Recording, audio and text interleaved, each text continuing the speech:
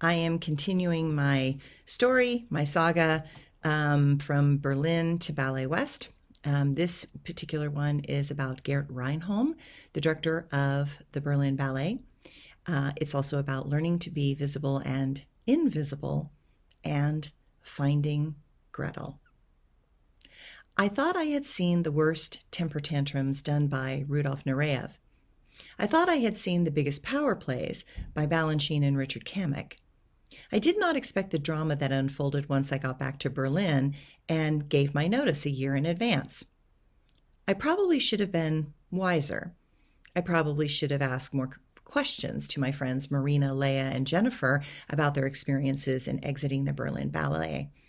It never crossed my mind. While all exits are difficult, mine, throughout my life, have been remarkably dramatic. I believed, innocently enough, that others would play fair if I followed the procedures and was respectful and mature. But the egos in the world of art are known to be, at times, beyond the absurd. Who was Gert Reinholm, you ask? He was the director of the Berlin Ballet. He wielded power from a place that commanded respect. While I did not know him personally, he clearly had decided to clone Balanchine's mannerisms and attitudes, such as wearing sunglasses inside while watching class and rehearsals, so the dancers could not tell if he was looking at them, asleep, bored out of his mind, or just trying to make us uncomfortable. That did not bother me. I was from SAB. I was used to that game, and I could play it from a place that most other dancers had never tried. I learned in New York that when Balanchine walked in, all the girls got very nervous, and it would throw them off their legs and balance because suddenly they were trying too hard. I played the game differently.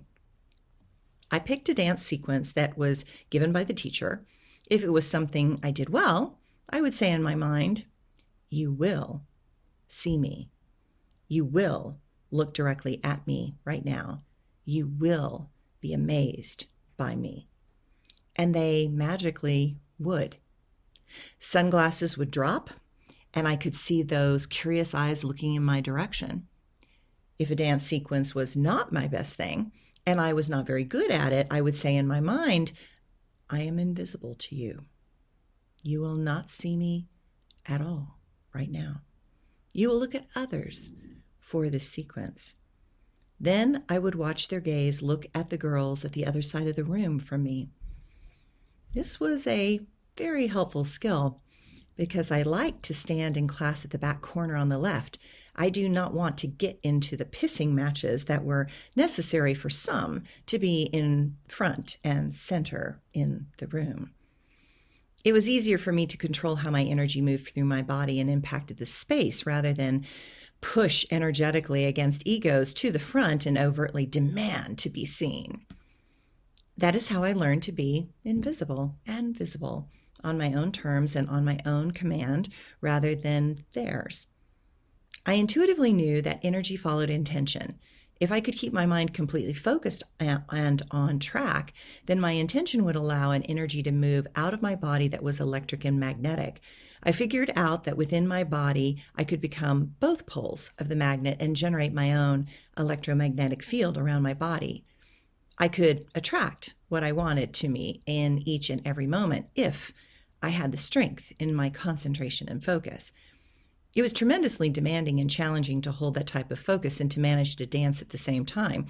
What was so interesting is that when I focused that way, I forgot to worry about steps and sequences when my mind was out of the way and dance flowed from me effortlessly. When I focused on the magnetism of myself during movement, the dance was easy, graceful, and joyous. When I focused on doing it right, I made mistakes and felt as if my soul and body were somewhat confused and missing a key piece. A powerful focus and activated intention was the secret to this game, and I got very good at the subtle levels and nuances it required. I also learned that one could not play this game from a place of intentionally wanting to harm another. Angels told me that I could and should only direct that energy from my own body outward into the space. It was inadvisable to project that energy into another's body. I could expand my own energy in such a vast way that I could infuse my life force into the space, the classroom, and the theater if I wanted. Being able to alter spaces with one's presence and attention was what performing and learning how to captivate an audience was all about.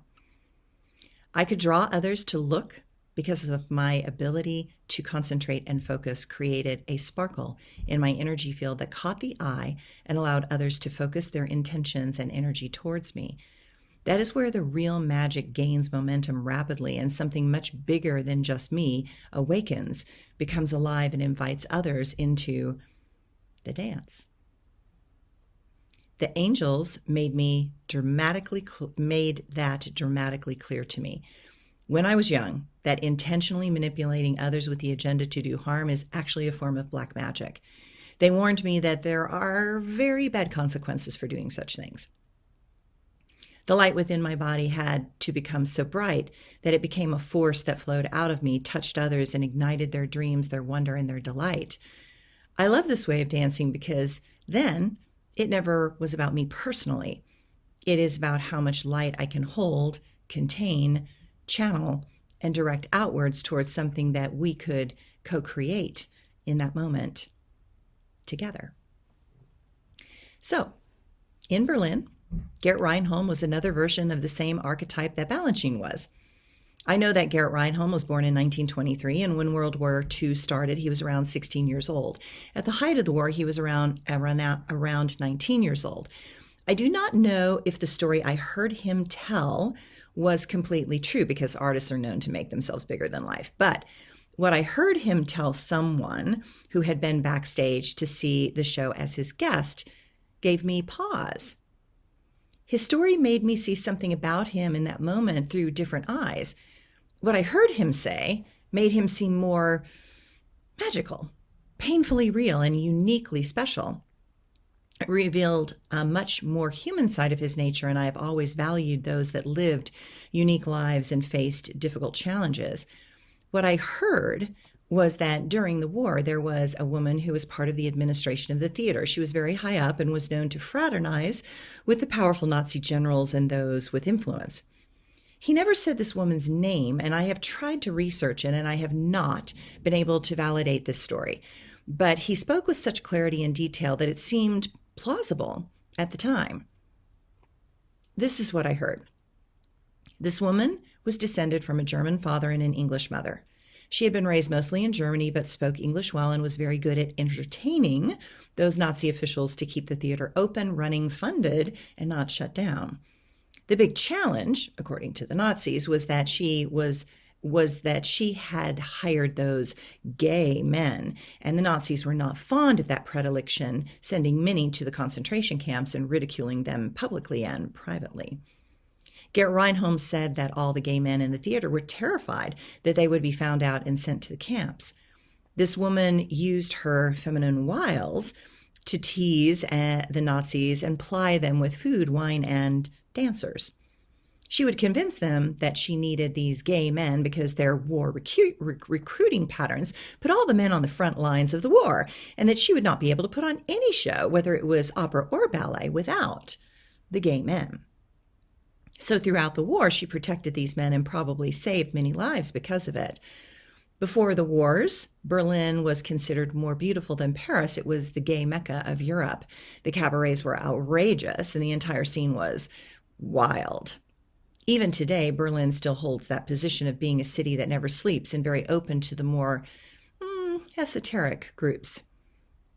As the war lagged on, the danger increased. So much so that one day the Nazis came for those gay men that she had been so fiercely protecting. As they gathered the men up and threw them into the wagon, she was trying to calmly negotiate what could be done to save her shows and the theater because of their actions. Her arguments fell on deaf ears. He remembered her watching them leave, and the look in her eyes was, "Do not give up." They were put on a train and sent to the closest concentration camp, which was Sachsenhausen, a death camp that was known for many horrors and terrible conditions. While they were not Jews, they were gays, and they were marked with a pink triangle on their prisoner uniforms. At the time, the Germans were running out of men, and so there was a question as to if they were going to be killed or conscripted into joining the army. Either position would condemn them to death. Gert said that he remembered 2 terrible weeks where they did not know if they would live or die. They were horribly tortured in various ways that he did not go into. But then suddenly a truck came for them, and they thought this was it. They were going to die. But to their shock, they saw the woman administrator calmly talking to an influential Nazi. And when she got close to them, she whispered, "Just do what you are told. I will explain things later." They got in the vehicle, and the driver, with the woman, drove them all day and all night into the mountains of southern Germany, into the remote villages at the edges of the small hidden lakes. She had created a safe haven for them. She gave them new clothes and said the house was stuffed with everything that they would need to ride the war out the rest of the way, and that they needed to lay low and be invisible. She did not know if she would see them again, and she wished them well. With deep gratitude and tears all around, she left them there and was never seen again.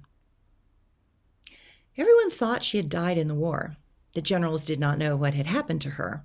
One or more of her admirers put her belongings from Berlin, including her Rolls-Royce, furniture, jewelry, and clothing, into a bunker. Hopefully she would miraculously return. It was only after the war that they discovered the truth. She had been a double spy for the British. She got the gay man out and safe, but then she felt that she probably was in danger. Knowing that the war was going to be over soon, she escaped through her connections back to England. Years after the war, she heard that her belongings had been found in an underground bunker. Seems that one particular general was very taken by her and hoped she would return. He had put all of her things in the bunker on the hope that he would see her one day again. She arrived back in Berlin and, to her shock, recovered most of her valuables. I remember hearing this story from him and thinking that this must be an amazing man to have survived such an ordeal.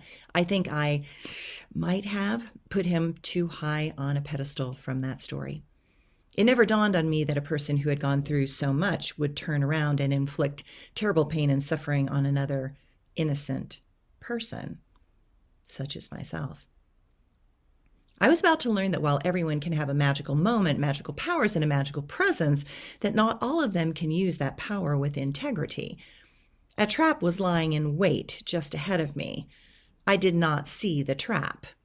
I would innocently believe the words from what I thought was a good man who had been through a terrible time.